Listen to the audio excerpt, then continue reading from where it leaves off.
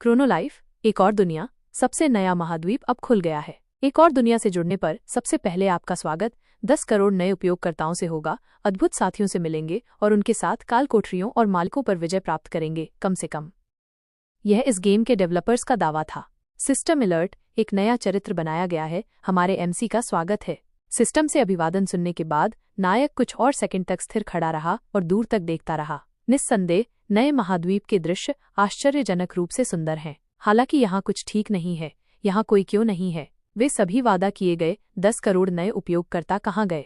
और वो चीज़ क्या है? वो एक फावड़ा पकड़े हुए है, यह न समझते हुए कि डेवलपर्स उससे इस वस्तु के साथ क्या करवाना चाहते थे। एमसी ने फावड़ा जमीन में घूम दिया।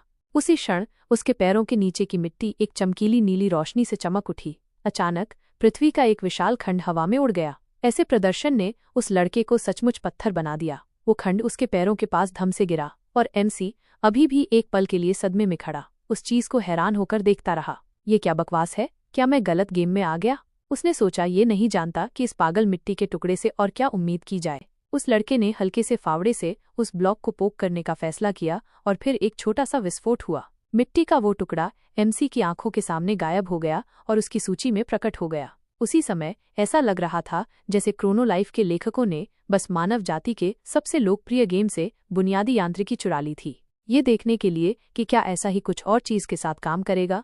एमसी पास के एक पेड़ की ओर दौड़ा और जैसे ही उसने फावड़े से तने पर मारा, पेड़ का एक टुकड़ा टूट गया और उसकी सूची में गिर गया। तुरंत बाद सिस्टम ने खिलाड़ी को सूचित किया कि एक नया क्राफ्टिंग आइटम उसके सामने दिखाई देने वाली विंडो में उपलब्ध है। उपयोगकर्ता को लकड़ी के एक टुकड़े से कुर्सी बनाने के लिए कहा गया था, लेकिन क्या ये वास्तव में इतना आसान होने वाला था? एक क्लिक से कुर्सी नहीं बनाई जा सकती। इसके बारे में सोचने के बाद एमसी ने क्राफ्ट की पुष्टि की। उसी क्षण एक लकड़ी की कुर्सी उसके ठीक सामने साकार होने लगी। आखिरकार कुर्सी बन गई और लकड़ी का ब्लॉक खिलाड़ी की सूची से गायब हो गया। अपनी कुर्सी पर वापस बैठते हुए एमसी खुशी से हंसा और टिप्पणी की कि ये काफी असामान्य था।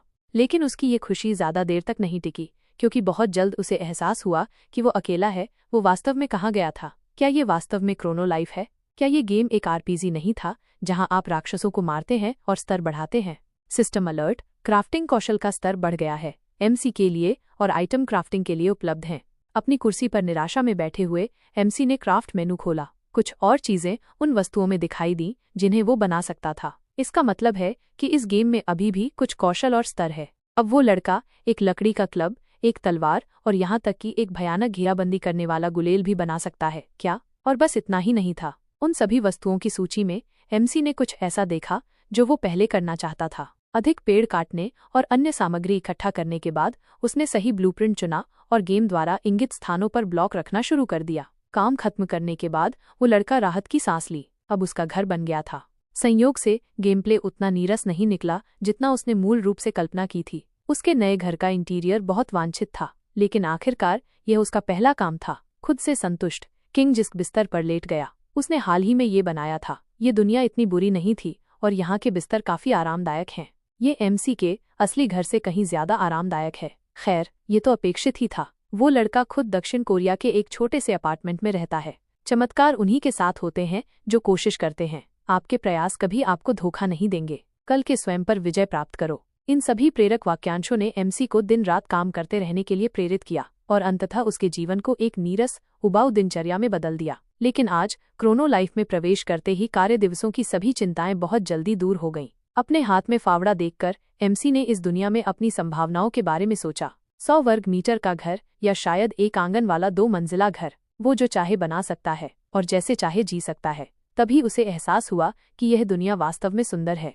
एमसी ने सोचा। तभी सामने के दरवाजे के पीछे से एक भयानक दहाड़ आई। अपना सिर घुमाते ही उसने दरवाजे पर एक बेहद खूंखार शेर भालू को देखा, जिसका खतरा स्तर ए था। उस लड़के ने पहली बार ऐसे राक्षस देखे थे। जब वो सोच रहा था कि उसे आगे क्या करना चाहिए, तो वो जानवर दहाड़ा और उस पर झपट पड़ा। किसी चमत्कार से एमसी पहले ही कूदकर हट गया था और राक्षस के पंजों से लगने से बच गया था, लेकिन दुर्भाग्य से नुकसान के बिना नहीं। उसका पसंदीदा मुलायम बिस्तर टुकड़ों में बिखर गया था। वो उस कमीने को ऐसी गुस्ताखी करने नहीं देगा। तुम मुर्दे हो, एमसी ने गुस्से में फावड़ा दुश्मन की ओर इशारा करते हुए कहा। इस होमकुलस भालू के किसी और की संपत्ति को नष्ट करने के लिए वो अपनी जान से कीमत चुकाएगा, और उसकी जान से मेरा मतलब विशेष रूप से जिंक्स की जान से था। नहीं तो तुम सीधे वायुमंडल में चले जाओगे, जैसे ये मूर्ख जो फावड़े से भालू को मारने का फैसला कर बैठा। जाहिर है एमसी वार करने की सीमा से बाहर हट गया, क्योंकि उसने एक अच्छा लेग किक मारा। कुछ अनुभव अंक खोने के बाद उसे तुरंत सुरक्षित स्थान पर पुनर्जीवित कर दिया गया। तभी उसे अंततः एहसास हुआ कि वो बहुत कमजोर था। चारों ओर देखते हुए लड़के ने अपना घर खोजने की कोशिश की। उसकी निराशा के लिए उसकी छोटी झोपड़ी के केवल खंडहर ही बचे थे। बिस्तर और कुर्सी दोनों की असमान लड़ाई में बहादुर मौत हो गई थी। आंसू बहाते हुए अपनी लकड़ी की कुर्सी के बचे हुए हिस्से को गले लगाते हुए एमसी घुटनों के बल गिर गया और चिल्लाया कि बस उसे मारना ही काफी होगा। उस खूनी भालू को घर क्यों नष्ट करना पड़ा? उसने इसे बनाने के लिए इतनी मेहनत की थी, जबकि वो कमीना यहाँ जल्द या बाद में वापस आएगा। एमसी को अभी तक नहीं पता कि कैसे, लेकिन वह निश्चित रूप से उस निर्दयी भालू से बदला लेगा। घंटों से अपने डोमेन में घूम रहा था, शेर भालू ने एक बार फिर खेत के बीच में एक छोटी सी झोपड़ी खड़ी देखी। एक संतुष्ट दहाड़ के साथ राक्षस पूरी गति से दीवार तोड़कर झोपड़ी में घुस गया। हालांकि अंदर घुसते ही भालू निराशा से जम गया। क्लब में स्वागत है दोस्त, एमसी ने गंभीर रूप से फुसफुसाया, घेराबंदी मशीन की तोपों को घुसपैठिए पर इंगित करते हुए।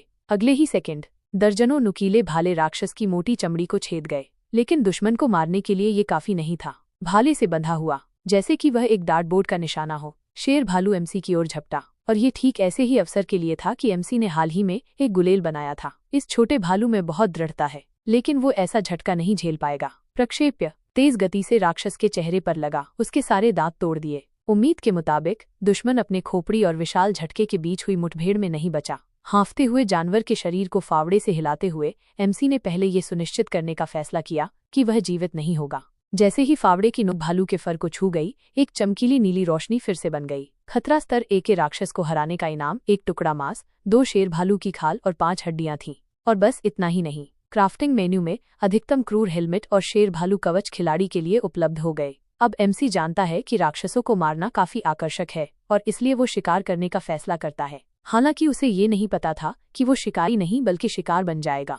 जैसे ही उसने क्राफ्ट मेनू बंद किया, किसी की परछाई उस पर पड़ी। पीछे मुड़ते ही उस लड़के ने विशाल प्राणियों की भीड़ देखी। उनकी मुलाकात उतनी ही जल्दी खत्म हो गई जितनी जल्दी शुरू हुई थी, और इसलिए एमसी चौथी बार मर गया। फिर 12वीं बार, 49वीं बार राक्षसों ने उसका घर जला दिया और लड़के को फिर से उड़ा दिया। अपनी 118वीं मौत पर उसे आखिरकार संदेह होने लगा।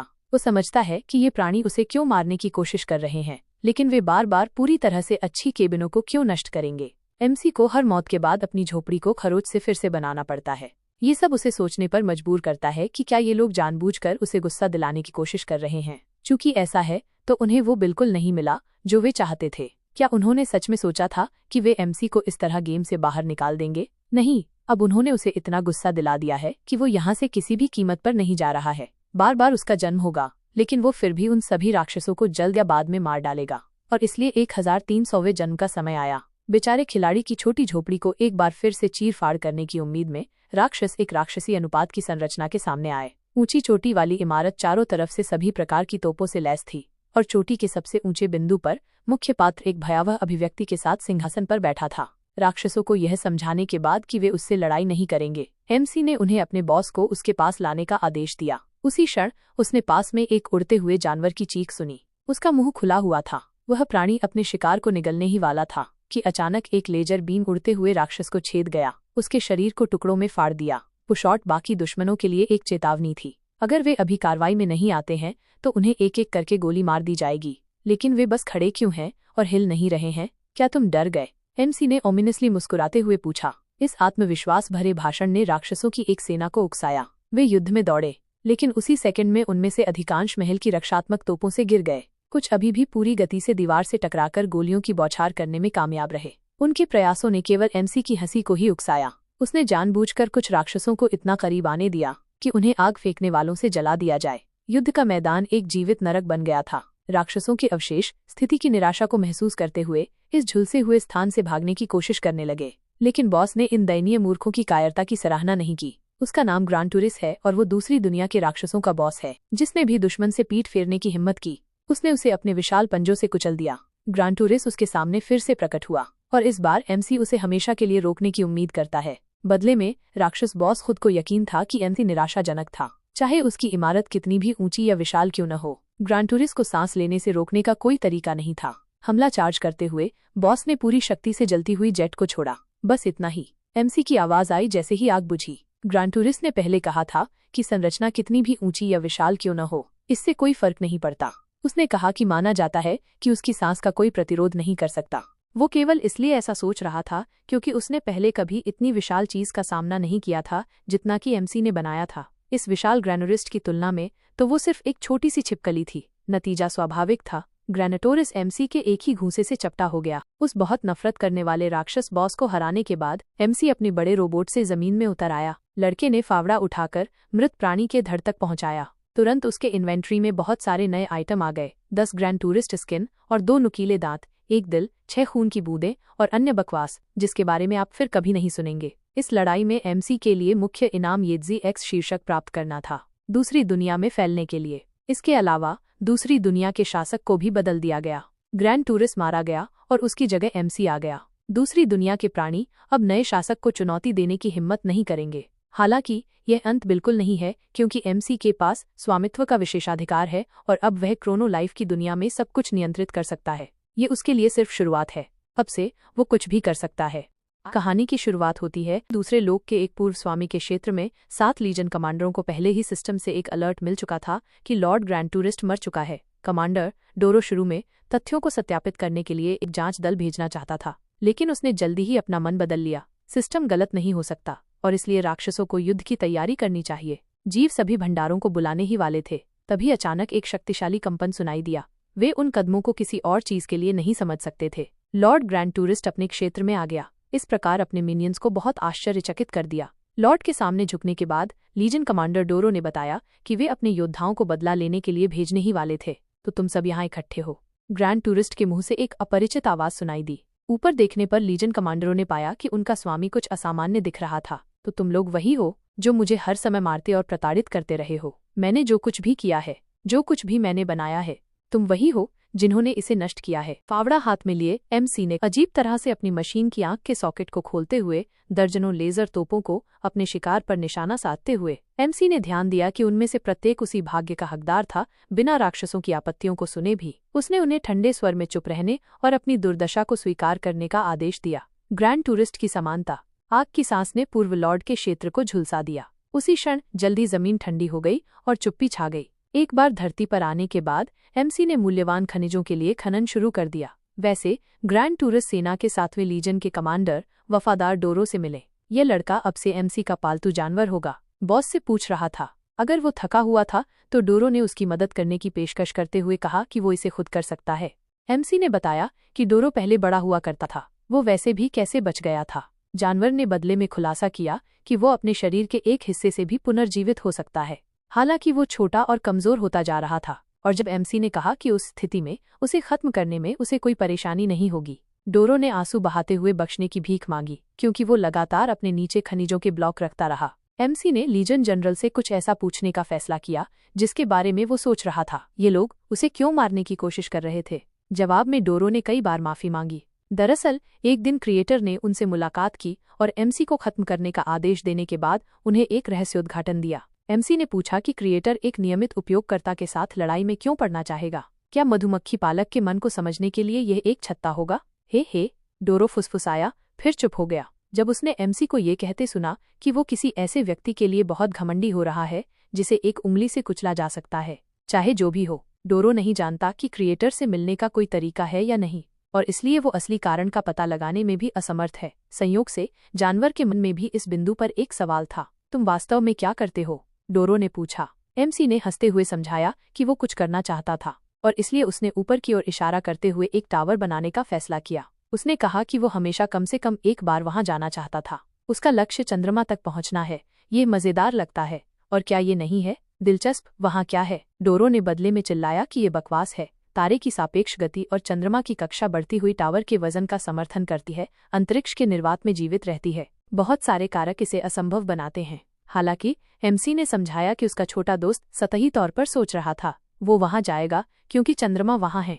ये रोमांस के बारे में है, और इसके अलावा ये सिर्फ एक खेल है, तो किसी तरह उसका टावर विचार काम करेगा। उसकी तर्क की मूर्खता और कारण और प्रभाव की अक्षमता से स्तब्ध डोरो अंततः समझ गया कि वो आदमी पूरी तरह से मूर्ख था। वे बर्बाद हो गए हैं, लेकिन अब उस क्रूर के पास इस मूर्ख को एक स्वामी के रूप में सेवा करने का नाटक करने के अलावा कोई विकल्प नहीं है, और जब अवसर मिलेगा तो वो निश्चित रूप से इसे नष्ट कर देगा। पूरा एक दिन बीत चुका है। एमसी और उसका छोटा दोस्त जारी रहा। टॉवर का निर्माण।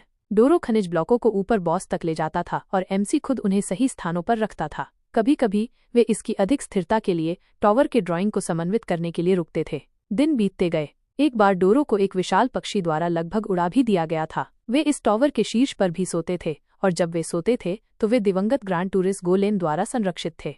वहां ऊपर पहले से ही ठंड हो गई थी, इसलिए उन्हें अपने लिए कुछ शीतकालीन कपड़े बनाने पड़े। लेकिन इन सभी कठिनाइयों के बावजूद भी अगर आप इस तरह से सोचते हैं तो बिना रुके काम के दिनों में ये दोनों काफी अच्छे दोस्त बन गए हैं। ये सभी घटनाएं क्रिएटर की नज़र से नहीं बच सकीं। बेशक चंद्रमा पर जाने की कोशिश करना भी उसे मूर्खतापूर्ण लगा। ये कुछ दिलचस्प है। क्रिएटर ऐसे समर्पित खिलाड़ी को बिल्कुल भी निराश नहीं करना चाहता, इसलिए जब वो चंद्रमा पर पहुंचेगा तो उसके लिए जल्द ही एक दिलचस्प घटना इंतजार कर रही होगी। एमसी ने अपना लक्ष्य हासिल कर लिया। डोरो और उसके नए बॉस डॉन ने अपने स्पेस सूट पहने और चंद्रमा की सतह पर कदम रखा। यह आदमी के लिए एक छोटा कदम है। एमसी ने कभी नहीं सोचा था कि वो एक दिन ऐसा कुछ महसूस करेगा, लेकिन इससे भी ज्यादा हैरान कौन था? डोरो, जो खुशी से चिल्ला रहा था।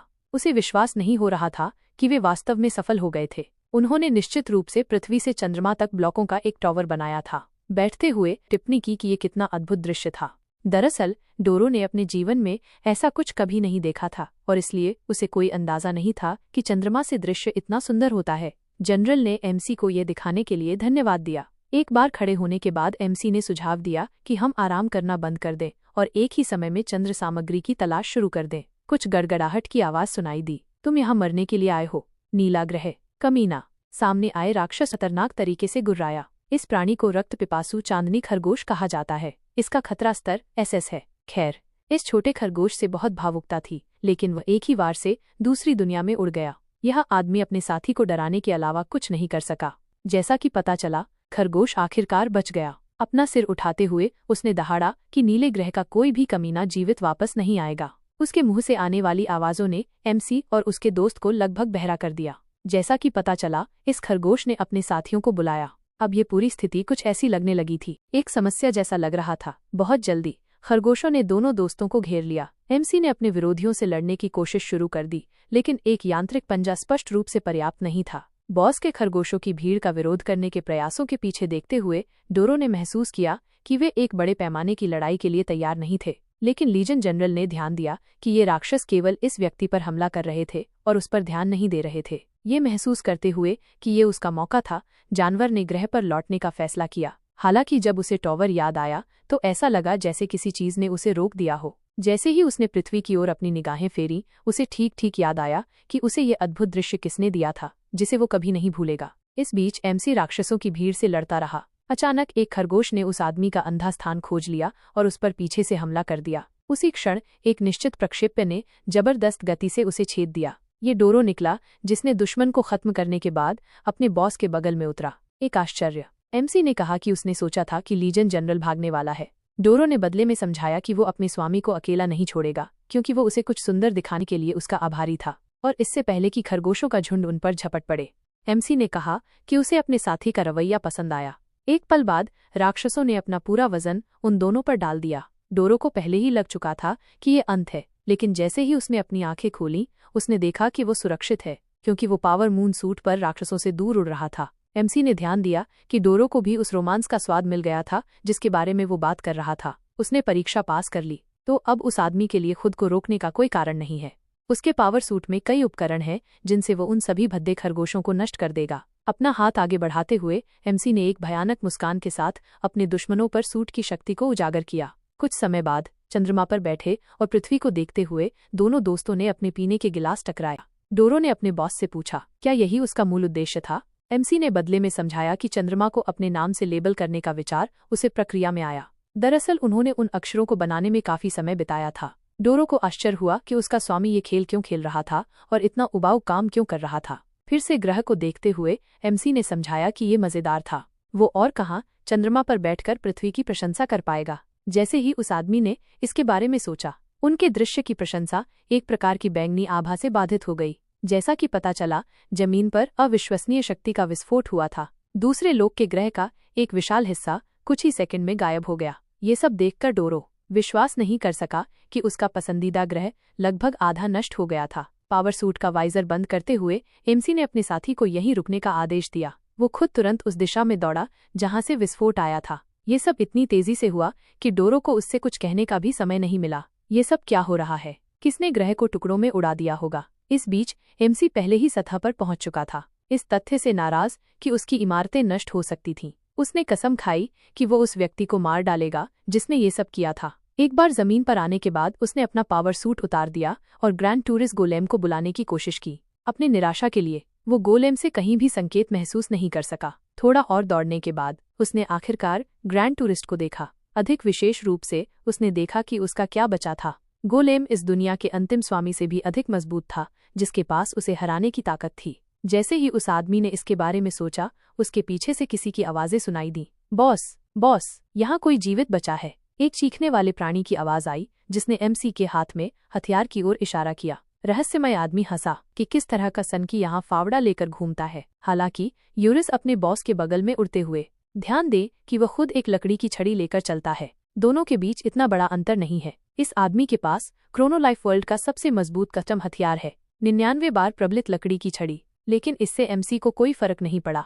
अब वो जानना चाहता था कि वो कमीना कौन था और उसकी संपत्ति को बर्बाद करने की हिम्मत कैसे हुई। खैर, चलो लड़ाई शुरू करते हैं। क्रोनोलाइफ का सबसे शक्तिशाली उपयोगकर्ता प्लस 99 प्रबलित लकड़ी की छड़ी के साथ उसका नाम पीस है। एमसी ने उन्हें नहीं पहचाना। उसने अन्य खिलाड़ियों में से किसी को नहीं देखा था। फिर भी टूटी हुई ग्रैंड टूरिस्ट को देखकर एमसी को एहसास हुआ कि ये छड़ी वाले इस अजीब आदमी का काम था। और फिर वो मीनार थी। उसने चांद पर पहुंचने और सच्चा रोमांस सब कुछ अनुभव करने के लिए इतनी मेहनत और लगन से निर्माण किया था। ये सब बर्बाद हो गया। और किस लिए? ये कौन है? उसने जो किया उसके बाद जाहिर तौर पर केवल अंडरवियर पहने हुए एक परभट को देखकर एमसी गुस्से में था। उसने परभट को अपने कार्यों के लिए जवाब देने के लिए तैयार रहने की सलाह दी। यूरस, वो प्राणी जो उसके साथ था, परभट के बारे में मजाक की सराहना की और हर संभव तरीके से अपने मास्टर का मजाक उड़ाया। छड़ी वाला आदमी मुस्कुराया। उसे ये मजेदार लगा कि एमसी को नहीं पता था कि उसके सामने कौन खड़ा है, लेकिन एमसी को पता चल जाएगा। जल्द ही पीस भागता है और एमसी की ओर दौड़ता है। अगर एमसी को नहीं पता कि उसके सामने किस तरह का व्यक्ति है, तो उसे अपनी अज्ञानता की कीमत चुकानी होगी। पीस अपने प्रतिद्वंद्वी के करीब पहुंचता है, वार करने की ताक में। लकड़ी की छड़ी का हमला अविश्वसनीय रूप से शक्तिशाली था, लेकिन एमसी अपने स्पेस सूट से उसे चकमा देने में कामयाब रहा। वो बहुत खतरनाक था। आखिरी वार से बायां इंजन निकल गया।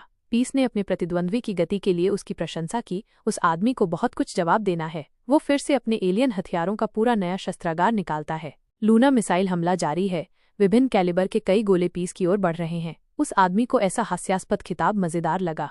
खैर, मेरे पास भी दिखाने के लिए कुछ है। एक फैला हुआ अपरकट जो पत्थर के ब्लॉकों को हवा में उठा देता है। एमसी पास आती चट्टानों को देखता है और तत्काल निकासी करने की कोशिश करता है। एमसी के अपना स्पेस सूट छोड़ने से कुछ सेकंड पहले जो वार झेलकर जमीन पर गिर गया। एमसी अपनी अगली रचना को मदद के लिए बुलाता है। किंग्स कैसल पृथ्वी के गर्भ से फूट पड़ता है। पीस एक विशाल चलते हुए महल के प्रकट होने से हैरान है। किंग्स कैसल उस जगह पर हमला करना शुरू कर देता है जहां पीस खड़ा था। उरुस भयभीत था। उसका मास्टर दृष्टि से ओझल हो गया था। इस बीच डोरा चांद से देख रही है। डोरा को उम्मीद है उसका मास्टर ठीक है। किंग्स कैसल अपना विशाल हाथ एक बिंदु पर दबाता है। हालांकि वो अभी भी अपने प्रतिद्वंद्वी को जमीन पर पिन करने में कामयाब नहीं हो रहा है। पीस ने अकेले अपनी लकड़ी की छड़ी से उसके हमले को रोक दिया। एमसी को अपनी आंखों पर विश्वास नहीं हो रहा है। ये आदमी लकड़ी की छड़ी से सब कुछ रोक रहा है। अब पीस के दिखाने का समय है कि वो क्या कर सकता है। वो परभट बहुत तेजी से जायंट की बाह पर चढ़ जाता है। पलक झपकते ही पीस किंग्स कैसल के सिर के ऊपर। एमसी अपने प्रतिद्वंद्वी को अपने किले के ऊपर तैरते हुए देखता है। पीस एक विनाशकारी वार करता है जिसका नाम डाउनवर्ड स्ट्राइक है। उसके चेहरे के भाव को देखकर पीस ने कुछ अजीब देखा। हवा में कई घन दिखाई देते हैं, पहले दर्जनों, फिर हजारों और लाखों घन अंतरिक्ष में दिखाई देते हैं। एमसी अपने फावड़े की बदौलत घनों की एक पूरी सेना बनाने के लिए अपने उपकरण का उपयोग करता है। सेकंडों में 10 लाख घनों की एक बाधा बन गई। एक बेहतर आक्रमण के खिलाफ एक बेहतर बचाव। एमसी ये पता लगाने की कोशिश कर रहा है कि ये कौन है जिसके पास ऐसी अमानवीय शक्ति है। पीस भी हैरान है। वो फावड़े वाला बच्चा शर्मीला नहीं है, लेकिन हमें अब इसे समाप्त करना होगा। वो परभट इससे खेलने से थक गया है। पीस ब्लॉक की बाधा को तोड़कर बिजली की गति से आगे बढ़ता है और एमसी के पास पहुंचता है।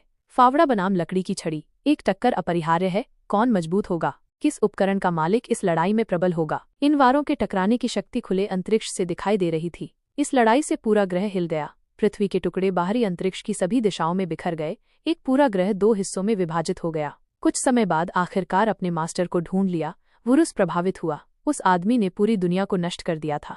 शायद डेवलपर्स को इसे और मजबूत बनाना चाहिए था। अचानक पीस ने कुछ देखा। उसे उम्मीद नहीं थी कि फावड़ा मालिक के हाथों में चमकीली नीली लौ से चमकेगा। एमसी ऐसे कैसे बच गया? एमसी जमीन के एक टुकड़े पर और खुले अंतरिक्ष में खड़ा था। वो मुश्किल से सांस ले पा रहा था।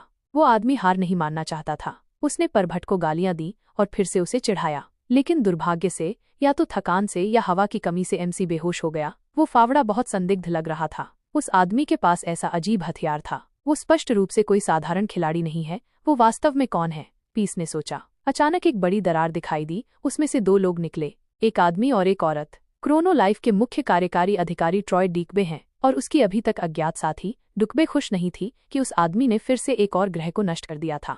पीस ने उस आदमी को अपने दादाजी के रूप में संबोधित किया और पूछा कि वह यहाँ क्या कर रहा है। उस आदमी ने उस लड़के से वही सवाल पूछा। उसी क्षण लड़की ने एक और बेहोश उपयोगकर्ता को देखा और उसकी ओर बढ़ गई। जब लड़की उस लड़के को होश में लाने की कोशिश कर रही थी तो पीस पूछता है, क्या ये सुंदरी दादाजी की पोती है? लड़के को थोड़ा ऊपर उठाते हुए ब्रूनेटे एमसी की स्थिति का पता लगाने की कोशिश करती रहती है। वह उसे और दृढ़ता दिखाने के लिए कहती है। आखिरकार वो वही थी जिसने उस लड़के को मजबूत बनाने के लिए कड़ी मेहनत की थी, भले ही मुझे उसे पूरे खेल में मारना पड़ा। यह कितनी परवाह करने वाली सहायता सेवा है, या अधिक सटीक रूप से एक और विश्व लीड डेवलपर यूरी। वो मुश्किल से समझ पा रहा है कि वो क्या कह रही है, लेकिन एमसी के लिए बेहोश होना बहुत दर्दनाक था।